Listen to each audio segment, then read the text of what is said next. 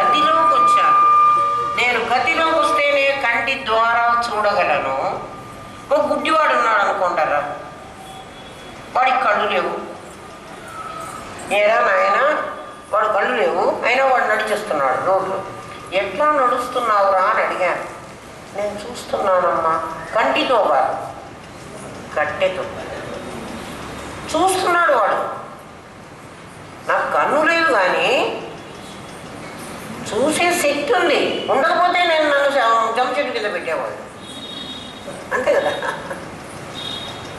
మీకు అర్థం కావాలని ఇంకా చెప్తున్నాను. వాళ్ళ లోపల స్ఫురణ ఉంది, ఉన్నాను అన్న స్ఫురణ ఉంది. నేను స్ఫురిస్తున్నాను, నాకు తెలివిగలవాణ్ణి అన్న స్ఫురణ ఉంది. వేదాంతం తెలియక్కర్లేదు. అజ్ఞాని కూడా ఆ నేనును ఉద్దేశించే మాట్లాడుతున్నాడు. నాకు ఒంట్లో బాగలేదు అంటే నా తమస్సుకు బాగలేదు, నా ప్రాణానికి బాగలేదు. నా ప్రాణానికి బాగలేదు అంటే ఎట్లా, ప్రాణానికి ఎందుకు బాగుండదండి అంట. ప్రాణం బాగలేదురా అంటారు చూడండి. ఎందుకు ప్రాణం బాగలేదు అంటున్నాడు? ప్రాణము ఇన్నిసార్లు గాలి పీల్చాలి, ఇన్నిసార్లు వదలాలి అని మాకు రూల్ ఉంటుంది. ఏదో ఎన్ని వేల సార్లు, 24,000 సార్లు ఏమో అనుకుంటాను. నాకంత పతంజలి యోగ శాస్త్రం నాకంత తెలియదు. కానీ మీరు పులైరా లేదా అట్లాంటి వాళ్ళని అడిగితే చెప్తాడు. ఎన్నిసార్లు గాలి పీల్చాలి, ఎన్నిసార్లు వదలాలి, అలాంటిదంతా ఏదో శాస్త్రం ఉంటుందమ్మా. ఆ శాస్త్రం ప్రకారం ఆరోగ్యవంతుడు ఇంత గాలి పీల్చాలి, ఇంత వదలాలి, అది ఎప్పుడు చేస్తూ ఉంటుంది. మనకి ఎప్పుడైతే ఒంట్లో బాగుండదో ఎక్కువన్నా పీలుస్తాం, తక్కువన్నా పీలుస్తాం. పిల్లవాడికి జ్వరం వచ్చినప్పుడు చూడండి మీరు, వాడు ఎట్లుంటాడు? ఎక్కువ గాలి తీస్తూ ఉంటాడు. మనమే మెట్టెక్కామనుకోండి, ఎక్కువ గాలి తీసుకుంటూ ఉంటాం కదా. లేకపోతే ఒక సమశీతోష్ణం 98.4 degrees టెంపరేచర్ ఉండాలి మనకి. అదేమవుతుంది? ఒక 4 degrees తగ్గితే కేర్ ఆఫ్ దమ్మి చెట్టు, ఒక 4 degrees పెరిగితే కేర్ ఆఫ్ జనరల్ హాస్పిటల్, అంతే కదా. వెంకటేష్ ఏమిరా నాయన పెంచుకుపోతావా అని అడగాలి. అంటే ప్రాణం బాగలేదురా. అందుకే ప్రాణం బాగలేదు అంటే ఏమిటి? నా గాలి సమానంగా వీచటం లేదు, అది గతి తప్పింది. అది స్థితిలో నుంచి తప్పి గతికి వచ్చింది, గతి కూడా తప్పింది ఇప్పుడు. అంటే అది ఏం చేసింది? ఆ వైర్ని కొంచెం పగలగొట్టుకుని ఆ ప్లాస్టిక్ వైర్ని ఇంకో దాంట్లో దూరింది.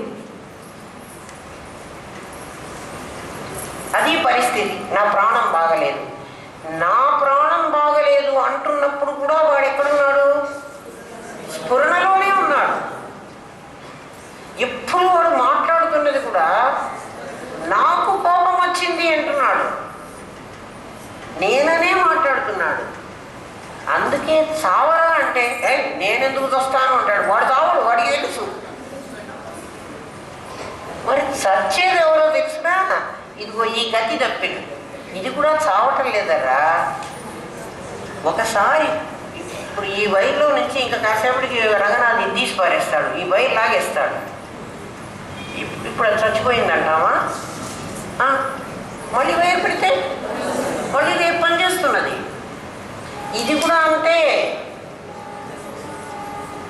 అయితే ఇదేమవుతుందంటే ఈ ఫారంలో ఉండటం,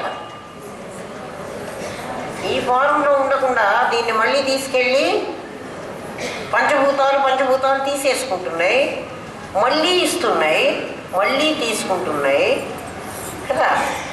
ఈ స్థితిలో మార్పు రావటంలా, గతిలో గతి ప్రవేశించిన వస్తువుల్లో మార్పు వస్తుంది. అంటే ఏం మారుతోంది అంటే సత్తు అనేటువంటి ఒకటి, అది ఈ ప్రపంచంలో 5 భూతాలుగా తయారైంది. చిత్ అనేటువంటిది ఒకటి ఏం మారకుండా అట్లా ఉంది. ఆ చిత్ నీ దగ్గర ఉంది, ఎక్కడ బయట లేదు. బయట లేదు అంటే నీ దగ్గర అవైలబిలిటీ ఉంటే నువ్వు బయట వెతుకుతాను, ముందు నీ దగ్గర వెతుక్కో. నీకు తెలిస్తే అదంతలా ఉందని నీకే తెలుస్తుంది. ఆ చిత్తు ఎక్కడుంది? మన లోపల ఉంది. మన లోపల ఉన్న చిత్తు సూర్యుల్లో కూడా ఉంది. అన్ని జడాకాశంలో ఉందని చెప్పాను కదా. జడాకాశానికి తెలియదు అంటే నిర్వికల్పంగా ఉంది, దానికి తెలియకుండా ఉంది. ఇంకా నేను తత్పదార్థంలోకి వెళ్ళలేదు. త్వపదార్థానికే నాకు చాలా టైం అయిపోయింది. ఇదే ఇంకా చెప్పవలసింది కూడా ఉంది. ఇప్పటికి మీకు అర్థమైందని అనుకుంటున్నాను. మన శరీరం అంతా 5 కోశాలుగా తయారైంది. మొట్టమొదటి ఇనిషియల్ పాఠం పంచకోశాలు నువ్వు కాదు, ఆ కోశ ధర్మాలు నీకు లేవు, ఇది కదా చెప్పే పాఠం. మొట్టమొదటి పాఠం ఏం చెబుతాం? నాయన అన్నమయ కోశం చచ్చిపోతుంది, ప్రాణమయ కోశం కూడా అన్నమయ ప్రాణమయ 2 కోశాలు పోతాయి, స్థూల శరీరం పడిపోతుంది. మనోమయ కోశం విజ్ఞానమయ కోశం స్వర్గానికి పోతుంది. ఆనందమయ కోశం కారణ శరీరంగా మళ్ళీ నీ వాసనలన్నీ మూట కట్టుకొని పోతుంది. ఇవన్నీ మొదటి పాఠాలు. ఇవన్నీ చిన్న పాఠాలు అని చెప్పడం లేదు నేను. అవి రాకపోతే ఇవి రావు. అంటే ఇది అదేను అని అప్పుడేదో మేము చెప్పి అది కాదండి ఇప్పుడు కొత్తది చెబుతున్నాను అని నేను చెప్పటంలే. 1వ క్లాసులో 2, 4 1వ క్లాసులో చెప్పరేమో, 2వ క్లాసులోనూ 3వ క్లాసులోనూ చెప్తాడు. 2, 4 అంటే అది ఎంఎస్సీ చదివినా 2, 4 కావాలి. కానీ ఎంఎస్సీకి వచ్చావు కాబట్టి 1వ క్లాస్ టీచర్ చెప్పిన 2, 4 తప్పు, 2, 6 అవుతుంది. ఎందుకంటే ఇంకా 2 డిగ్రీలు ఎక్కువ వచ్చినాయి కాబట్టి నేను చెప్పేటువంటిది కరెక్టు అని అనటానికి వీల్లేదు. ఆ 1వ క్లాస్ టీచర్ ఏం చెప్పిందో అదే ఇక్కడ నేను కూడా చెప్పాలి. అందుకని అన్నమయ ప్రాణమయ మనోమయ విజ్ఞానమయ ఆనందమయ అనే 5 కోశాలు 3 శరీరాలుగా డిస్ట్రిబ్యూట్ అయినాయి రా నాయన. ఒకటి స్థూలము, ఒకటి సూక్ష్మము, ఒకటి కారణము. ఈ 3 శరీరాలు నామరూప క్రియలు, నథింగ్ బట్ నామరూప క్రియ. నామరూప క్రియల కంటే భిన్నం కాదు. ఈ కనపడుతున్నటువంటి శరీరం అంతా అంటే ఇంక్లూడింగ్ యువర్ థాట్స్, నీ ఆలోచనలు కూడా, నీ ఆలోచనలతో సహా అన్నీ ఎవరి స్వరూపం? అమ్మవారి స్వరూపం. ఈ అమ్మవారు ఎవరు అస్సలు అంటే నేను నా శక్తి. ఇంటి నుంచి నేను వచ్చాను, నేను మీకు అందరికి కనపడతాను. అంటే నేను శరీరం అనుకుంటే నన్ను శరీరం అనుకోకుండా ఏమనుకోమన్నాను? నామం రూపం క్రియ. అంటే ఇదంతా తమస్సు, దీంట్లో ఒక రజస్సు ఉంది, ప్రాణం ఉంది కదా. అనే ప్రాణంలో మీరు ఇక్కడ కూర్చోబెట్టారు నన్ను, జమ చెట్టే. నాకు క్లాస్కి వెళ్ళాలి, నాకు ఒక ఆలోచన కూడా ఉంది. ఇక్కడికి వచ్చిన తర్వాత నాలో ఉన్నటువంటి స్ఫురణ ఉందే, అది ఇప్పుడు పాఠంలాగా బయటకు వస్తున్నది. ఈ 3 రావటం లేదు చూడండి. నా మనస్సు రావట్లేదు, నా ప్రాణం రావటం లేదు, నా శరీరం రావటం లేదు. కానీ బయటకు వచ్చేది గతిలో రావాలి కదా. గతిలో ఎలా వస్తుందంటే నా స్థితిలో ఉన్నటువంటి నా శక్తి నా ప్రాణాన్ని ఆశ్రయించింది. నా ప్రాణాన్ని ఆశ్రయించి గాలిని, ఆ గాలిని ఆశ్రయించి ఏం చేసిందంటే ఈ లోపలికి తీసుకున్న గాలిని నా ముఖ యంత్రంలో నుంచి ఇలా తిప్పి నా జ్ఞానశక్తి పనిచేస్తోంది. ఈ మాట మాట్లాడాలంటే నాలుకను ఎట్లా తిప్పాలి, నా పళ్ళు ఎట్లా పెట్టాలి, నా దవడలు ఎట్లా పెట్టుకోవాలి. చూడండి, చూ అన్నారంటే ఇట్లా అనాలి. నేను మనకు తెలియకుండా మనకు భాష వచ్చు కాబట్టి మాట్లాడేస్తున్నాం. లేకపోతే చా అనాలంటే నేను ఇట్లా అనాలి. నా దంత్యాలు, నా అంటే దంతాలతోనే మాట్లాడాలి. నా దవడల్ని కదిలించాలి. నా నాలుకని ఎన్ని రకాలుగానో తిప్పాలి. ఇవన్నీ తిరిగి ఏమవుతుందంటే నా లోపల నేను పీల్చిన గాలి బయటకి శబ్ద రూపం ధరించి వస్తున్నది. ఆ శబ్దానికి ఎంత శక్తి ఉందంటే మీ చెవిలోకి దూరి మీ స్ఫురణకు అందుకుని అక్కడ ఉన్నటువంటి ఆ జ్ఞానాన్ని అంటే ఆ ప్రజ్ఞని అర్థం చేసుకునేటువంటి శక్తిగా మారుస్తున్నది. అక్కడి దాకా వెళ్ళి అది ఆగిపోతుంది. అందుకనే యతో వాచో నివర్తంతే అప్రాప్య మనసా సహా పరమాత్మని గురించి చెప్తూ ఎక్కడి దాకా అయితే వాక్కు వెళ్ళి అక్కడ ఇంకా వెళ్ళలేక ఆగిపోతున్నదో అది నా స్వరూపం. యతో వాచో నివర్తంతే అప్రాప్య మనసా సహా, మనస్సు కూడా అక్కడికి వెళ్ళి ఇంకా అది రాలేక వస్తోంది. అంటే ఆ మనస్సు కూడా వెళ్ళనటువంటి దారి అక్కడ ఏది అంటే నామం కూడా నామం అంటే పేరు కాదు, మర్చిపోతారేమో అని ఈ తెలుగులో ఈ నామానికి ఎందుకు పెట్టారో నాకు అర్థం కావటం లేదు. నామం అంటే ఆలోచన, బాగా గుర్తుపెట్టుకోండి. ఆలోచన అంటే పిల్లి ఆ మూతను పడవేయక ముందున్న మీ స్థితి. మూత పడేసిన తర్వాత ఆలోచన వచ్చేసింది, గతిలోకి వచ్చేసారు. అందుకని అని చెప్తున్నా, అక్కడికి మీ మనస్సు వెళ్ళలేదు. మనస్సు వెళ్ళలేదు కాబట్టి మనస్సుతో నేను భగవంతుణ్ణి ఆలోచిస్తాను అంటే ఇంపాసిబుల్. మీరు మనస్సుతో భగవంతుని ఆలోచిస్తే ఏమొస్తుందో చెప్పనా? మనస్సు ఒక కొత్త రూపాన్ని చూపించి, మీకు వెంకటేశ్వర స్వామి ఇష్టం అనుకో, ఇప్పుడు వెంకటేశ్వర స్వామి రూపం చూపిస్తుంది. అది చూసుకుంటూ కూర్చోమంటుంది. అబ్బా నేను స్వామిని ధ్యానిస్తూ కూర్చున్నా. ఏంటి ధ్యానించావు? ఆ రాయిని గుర్తుపెట్టుకొని కూర్చుంటావా? అదే నువ్వు ధ్యానం చేసింది. అది ఏ రూపమైనా పొందగలదు, పరమాత్మ రూపం పొందడం దానికి రాదు. అందుకే ఏదో వాచో నివర్తంతే. మీకు ఇవన్నీ కొటేషన్స్ ఎందుకు ఇస్తున్నాను అంటే నేను చెప్తున్నది పిచ్చి పిచ్చి పాఠం కాదు. మీరు ఇదేదో గిన్నె పిల్లి మూత చెప్పి ఇప్పుడు మాకు వేదాంతం చెబుతుందని అనుకుంటారని చెబుతున్నాను. నేను గిన్నె పిల్లి మూత చెప్పడం లేదు. మీకు తెలిసిన మైసూర్ పాకు ద్వారా మిమ్మల్ని యథార్థమైన స్థితిలో కూర్చోబెట్టడానికి ప్రయత్నం చేస్తున్నా.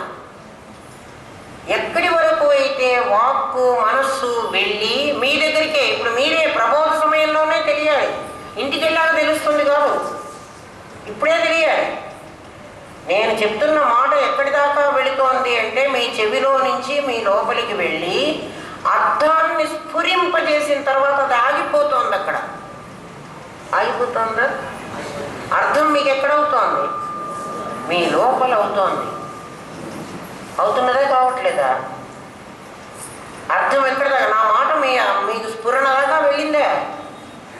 వెళ్ళలే. చెవి దాకా వెళ్ళిందే? కాదు, చెవి కన్నా లోపలికి వెళ్ళింది, మనస్సు దాకా వెళ్ళింది. ఆ తర్వాత అర్థం స్ఫురించగానే, నేను చెప్పిన మాట మీకు అర్థం కాగానే నాకు అర్థమైంది. ఆ అర్థమైంది అన్న చోట వాక్ వెళ్ళలే, నా మాటలు వెళ్ళలే, నా మాటలు ఇక్కడే ఆగిపోయినాయి. ఈ మాటలు ఎక్కడ మొదలైనవి? నా స్ఫురణలో మొదలైనవి. దేని ద్వారా ప్రయాణం చేశాయి? నా ఇచ్ఛాశక్తి నుంచి, నా జ్ఞానశక్తి నుంచి. నా ఇచ్ఛాశక్తి నుంచి అని ఎందుకంటున్నానంటే, నేను ఇది చెప్పాలి అని మనస్సుతో అనుకోకపోతే మీకు ఈ మాటలు చెప్పను. అంటే నాలో ఉన్నటువంటి స్థితిలో ఉన్నది గతిలోకి బయలుదేరింది, నామం దగ్గర వెళ్ళింది, ప్రాణం దగ్గరికి వచ్చింది, అంటే మనసు దగ్గరికి వెళ్ళింది, ప్రాణం దగ్గరికి వచ్చింది, నా నోట్లో నుంచి బయటకు వచ్చింది శబ్దరూపంగా. చెవిలో నుంచి రాలే. ఎందుకని చెవిలో నుంచి రాలే? అది చేరవలసినది చెవిలో నుంచి. ఆ చెవిలో నుంచి చేరవలసిన చోటికి వెళ్ళాలంటే శబ్దాన్ని ఉత్పత్తి చేయగలిగిన శక్తి నా నోటికే ఉంది, శబ్దాన్ని రిసీవ్ చేసుకునే శక్తి నీ చెవికే ఉంది. ఆ చెవిలో నుంచి వెళ్ళేది నీ మనస్సుకి వెళ్ళి, మనసు దాకా వెళ్ళింది అది ఈ శబ్దం. ఎప్పుడైతే అర్థంలో వెళ్ళి అర్థాన్ని స్ఫురింపజేసిందో అక్కడ నీకు అజ్ఞానం ఆవరిస్తే, అక్కడ అజ్ఞానం ఆవరించడం అంటే అజ్ఞానం ఇంకెక్కడి నుంచో రాదు. నీ మనస్సు కనుక డైవర్ట్ అయి ఉంటే ఇంకో దాని మీదకి ఈ శబ్దాన్ని దాని మీద పెడుతుంది. దానికి రిలేటెడ్ కాదు కాబట్టి అది అర్థం చేసుకోదు. అమ్మగారు చెప్పారా, నాకు అర్థం కాలేదే అంటావు. అర్థం కాలేదే, ఎందుకు అర్థం కావట్లేదు? నీకు చెవి ఉంది, నీకు ప్రొసీజర్ ప్రకారమే వెళుతోంది, అన్నీ జరుగుతుంది, నీకు ఎందుకు అర్థం కాలేదు? నువ్వు స్ఫురణలో చేర్చలేదండి. తెలుస్తోంది అమ్మ. అసలు ఇది చాలా పెద్ద సైన్స్ అలా ఆలోచిస్తే నువ్వు ఎంత గొప్పవాడివో నీకు అర్థమవుతుంది. ఆ పరమాత్మ వేరే ఉండడు, నువ్వే పరమాత్మవి. అందుకే వాడు ఒరే నేనేరా నువ్వు, నీకు అర్థమై సావటం లేదు, నా ఆస్తి అంతా నీదేరా, అది కాక నువ్వు అడుక్కు తింటున్నావు, నన్నేం చేయమంటావు, నువ్వు ఎవరెవరినో అడుక్కు తింటున్నావురా, ఇంత సంపద నీకు ఇచ్చేస్తే నీ దగ్గర ఉందిరా సంపద, అది ఓపెన్ చేసుకోకుండా అదే చెబుతాను కదా, మన ఇంట్లోనే మన తండ్రి డబ్బు దాచిపెట్టిపోతే. అయితే ఇదంతా నాకు పరమాత్మ అని ఎట్లా చెబుతారండి అంటే దానికి కూడా శాస్త్రం ఒక మంచి చక్కటి మాట చెప్పింది. అసలు శాస్త్రం ఎంత చెప్పిందో మనకు అర్థం కాలేదు, వాళ్ళ భాష మనకు అర్థం కాలేదు. మనకి చెప్పే గురువు సరైన వాడు దొరక్కపోతే, రామనాథం గారి లాంటి గురువు అందరికీ దొరకడరా. మనం ఏదో చాలా పుణ్యం చేసుకుని మహానుభావుడు మనకు దొరికాడు కాబట్టి ఆయన చెబుతున్నాడు, లేకపోతే మనకు తెలియదు.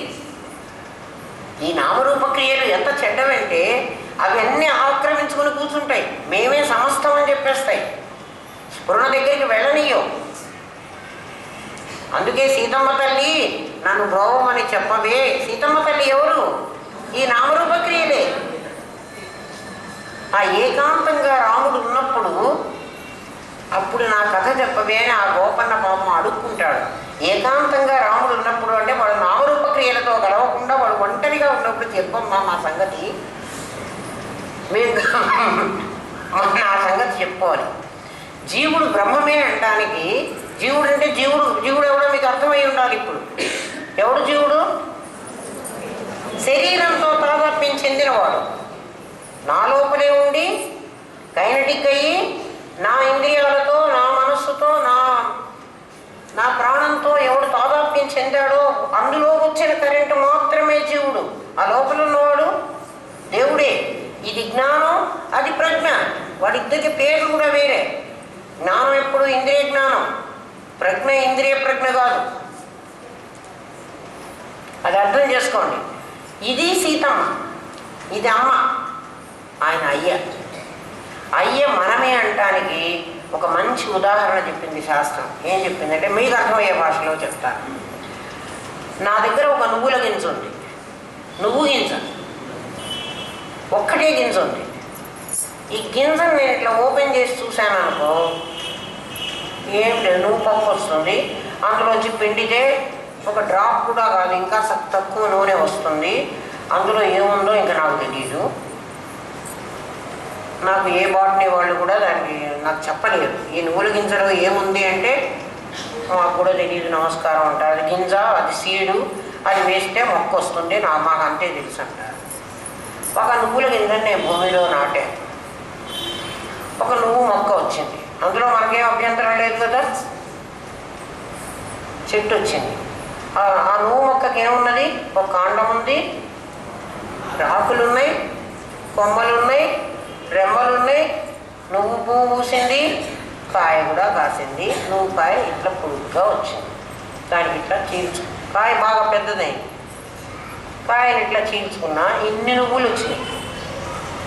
ఇప్పుడు ఈ ఇన్ని నువ్వులు ఆ నువ్వుల గింజలోవేనా కాదా?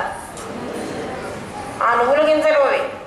ఈ ఇన్ని నువ్వులు నేనేం చేశానంటే ఇంత మేర ఖాళీ స్థలం, ఇందాక ఒక్క నువ్వు గింజ ఉంది నా దగ్గర, ఇంత మేర ఖాళీ స్థలం చూసుకుని ఈ గింజలన్నీ చల్లుకున్నాను. ఇప్పుడు ఎన్ని వచ్చినాయి? ఎన్ని నువ్వులు వచ్చినాయి. ఈ ఎన్ని నువ్వులు ఆ మూలం ఆ గింజలోవేనా, బయట నుంచి ఎక్కడి నుంచి అయినా వచ్చినాయా? ఈ గింజలన్నీ తీసి మళ్ళీ ఇంత మేర స్థలంలో వేసేసి ఇప్పుడు బస్తాడు నువ్వులు వచ్చినాయి. బస్తాడు నువ్వులు ఇంకా పరిచేసాం పొలాల్లో. ఇప్పుడు అన్ని బస్తాలు నువ్వులు వచ్చినాయి. ఇందులో ఇప్పుడు ఈ బస్తాల నువ్వులలో నేను మొట్టమొదట పాతిన నువ్వు గింజలో ఏమున్నదో అదే ఉన్నది. కానీ ఆ గింజ ఈ గింజ కాదు. మరి అందులో ఉన్నది ఏమిటి? ఏది ఉన్నది, ఏది అది కాదు? నాకు చెప్పండి. ఆ గింజ అది కాదు అంటే ఆ గింజ వేరు, ఈ గింజ వేరు. ఆ గింజలో ఉన్న నూగు భాగం ఉందే, ఇది నువ్వులే, అది నువ్వులే, ఇందులోనూ నూనె వచ్చింది, అందులోనూ నూనె వచ్చింది. నాకు తెలియకుండా నిక్షిప్తంగా ఒక పదార్థం, ఒక స్ఫురణ లాంటిది, దాని స్ఫురణ అనుకోండి మీరు, అటువంటిది మా తాతలో, మా నాన్నలో, నాలో, నా కొడుకులో, నా మనవాళ్ళు, నా ముని మనవాళ్ళు అందరిలో అదే వస్తుంది. ఈ నువ్వుల గింజలన్నీ చచ్చిపోతున్నాయి, అదేమో బతుకుతూనే ఉంది. అట్లా ఒక్క పరమాత్మలో నుంచి మనందరం వచ్చాం నువ్వుల గింజలం. ఆ స్ఫురణ అదే. అందుకని మీరు పొరపాటే పడద్దు. తత్తు త్వమసి. ఒకవేళ నా నువ్వుల గింజలో మంచి రేగడి పొలంలో వేశాను, రేగడి పొలంలో వేయరేమోలే నాకు తెలియదు, మంచి బలమైన పొలంలో నాకు అగ్రికల్చర్ ఇవన్నీ రావు, నేనేదో పిచ్చిగా మాట్లాడితే మీరు అదే కరెక్ట్ అనుకోవాలి, నాకు అంత సైన్స్ రాదు. మంచి పొలంలో వేశాను నేను, బలమైన నువ్వుల గింజలు వచ్చాయి. ఒక పిచ్చి పొలంలో వేశాను, సన్నగా ఉన్న నువ్వుల గింజలు వచ్చాయి. కానీ నువ్వుల్లో ఆ నువ్వులు కానీ ఆ నూనె కానీ ఏమీ తేడా లేదు. ఇప్పుడు మనందరిలో ఒకళ్ళు తెల్లగా ఉండొచ్చు, ఒకళ్ళు నల్లగా ఉండొచ్చు, ఒకళ్ళు పచ్చగా ఉండొచ్చు, ఒకళ్ళు బ్రాహ్మలు అయి ఉండొచ్చు, ఇంకోటి కోమట్లు అయి ఉండొచ్చు, ఇంకోటి రకరకాలు అయి ఉండొచ్చు. ఆ లోపల స్ఫురణ ఉందే, ఒక్కటే ఉంది. అది ఆ మొదటి నువ్వుల గింజ, ఒక గింజే ఉంది నా దగ్గర అప్పుడు ఫస్ట్. అది ఏది ఉందో అదే ఇందులో ఉంది. దాని పేరు సచ్చిత్తులు. ఆ సచ్చిత్తులకి స్ఫురణ అనేటువంటి, దాన్ని తెలియాలంటే స్ఫురణ ఉంది దాంట్లో. నువ్వుల గింజలో నూనె ఉంది, అది మనందరిలో ఉంది. ఆ మొట్టమొదటి గింజ తద్దయితే ఈ గింజత్వం. ఇది సత్యం అనుకుంటావా, ఇదే పెట్టుకో. అదే సత్యం అంటావా, అదే పెట్టుకో.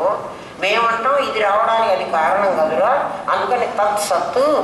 ఈ త్వము లేదనుకో, ఎందుకంటే త్వం తత్తులో నుంచే వచ్చింది. ఈ త్వము తత్తులో నుంచే వచ్చింది. త్వమ్ముని గుర్తించటం ప్రత్యభిజ్ఞ, త్వమ్ముని తత్తులో కలపడం ప్రవిలాపం, అంతే. ఇంకా నీకు తెలియదేముందిరా, వేదాంత సారం అంతా తెలిసిపోయిందా? ఇంకా తెలియలే.